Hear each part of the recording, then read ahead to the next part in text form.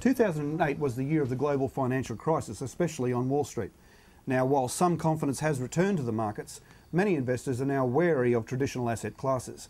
One asset class which has gained in popularity is precious metals. Brian Engerman from Ainsley Bullion Company tells us why. Brian, the global financial crisis in 2008 definitely dented confidence in paper assets. At the moment, are precious metals beginning to be recognised as more safer, tangible assets? Yeah, I'm sure that's right, Tim. I mean, precious metals have been money forever, and gold especially has kept pace with inflation, and since time, in recorded times really. I mean, you've been able to buy a suit of armour or a suit made out of cloth with an ounce of gold, and that's still the case today. What we've got now is, as everyone would be aware, is electricity prices are rising, all utility prices are rising. There's toll roads being imposed upon us. We're paying more for gas, we're paying more for our rates, and we're paying more for registration of vehicles, etc. All these things have got a domino effect, and they go all the way down the line and affect everything you buy and affect households. So the answer to your question really is people are turning to gold to protect their wealth, which is the most logical thing to do. The price of gold has gone up by almost 50% in US dollars. What are the forces that have driven gold higher? There's less gold now around than there was. I'm talking about mined gold. You know, they don't dig as much out of the ground now as they used to. Africa's fallen away a lot. Australia's taken up, I think they're about second in the world now. China's getting more and more gold. America's dropped off a little bit.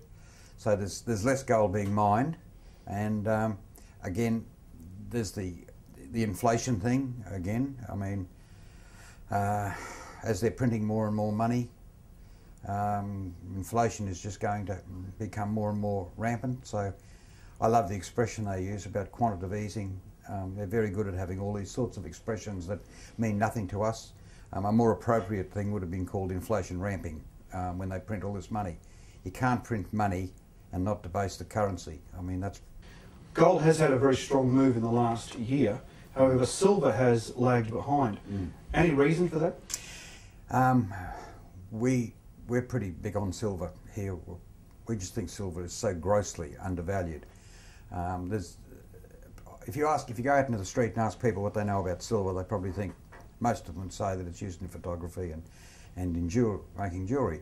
But silver's got over 1,000 applications in industry, and it's used for an enormous amount of things. The price of silver has been held back by bankers, I think, mainly, in shorting the paper market. And Goldman Sachs come to mind? Yeah, some of those names those sort of people do spring to mind. Actually, the Chinese, I understood, have even been involved in holding back the price of silver, but I think things are changing in that regard now. I'm firmly of the belief that once the people become more aware of the actual supply situation, which is really diminishing incredibly, and that starts to take control of the market instead of the paper transactions, I think we might see a return in inflationary terms to something like we had in 1981. So you're saying there is a considerable upside potential for silver? Yeah, silver's certainly my favourite, I've got to say. I mean, I can see silver going up. I mean, I don't like saying this to people because they might look at you cross-eyed, but I have no trouble seeing it going up to at least what it was in 1981 in inflationary terms, because there's far less of it now than there ever was then, and there are far more applications than there ever was. In hospitals now they're using it, and they're using, 1,200 tonne a year in clothing for body odour prevention, etc. So it's had an expansion of uses. Yeah, absolutely. For metal. What about gold, Brian? Is gold at a top now, or do you think it's going to go higher? No, that's inflation again. I mean, people say to me, and I often quietly am amused by it, is will it go to 2,000? Will it go to, 3,000 or 12, or what will it do? Well, it'll go to whatever inflation drives it. That's what it'll go to. And I only said to someone today, you'll never see a Holden again for $600, you know. And it's the same thing. Our suits are not going to come back to where we can buy them for $20 or $30. So gold will just keep on going. So do you think gold will, as you said in the American experience, where gold is reflecting the growth in the American money supply, do you think gold will also reflect the growth in the Australian money supply? Oh yes, it will. absolutely, yeah. Gold, the price of precious metals in Australia now are being held back somewhat in with our currency being so strong. And I mean, we're lucky about that. We should never be complaining about that. But the fact is, it really makes it a wonderful opportunity now to buy gold and silver or any precious metal, because you're actually buying it really when our currency is so high. Our currency may go higher, it might come back. I don't know. I can never work those things out. Brian, what's your most popular product at the moment? Would it be coins or bullion?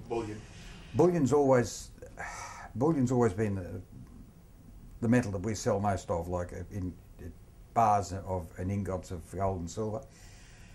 If you asked me that question probably 12 months ago, I really didn't like selling coins, because I just think coins are sort of grossly overpriced. There's always a premium associated with coins. Yeah, yeah, too much premium, really. I mean, if you look at them, there's an awful lot of work going into them. I mean, the Perth Mint do a wonderful job in making coins. They're extremely well made. But if you look at leverage, you know, I was looking today with silver. We're selling silver at $20 an ounce, I think it is, and but the coins are going for $30 an ounce. So you're paying 50% more to get coins.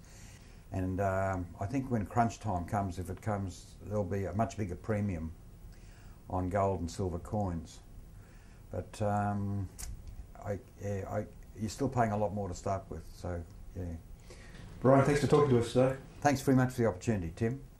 Brian Engerman there from the Ainsley Bullion Company. Now, if you'd like to comment on any of the stories you've seen tonight, you can always email us at theviewpoint31@yahoo.com.au, theviewpoint31@yahoo.com.au. And that is all we have time for tonight. It's been great having your company. Hope to see you again real soon. Just remember, when it comes to the issues that matter, we're telling it like it is. Till next time, take care.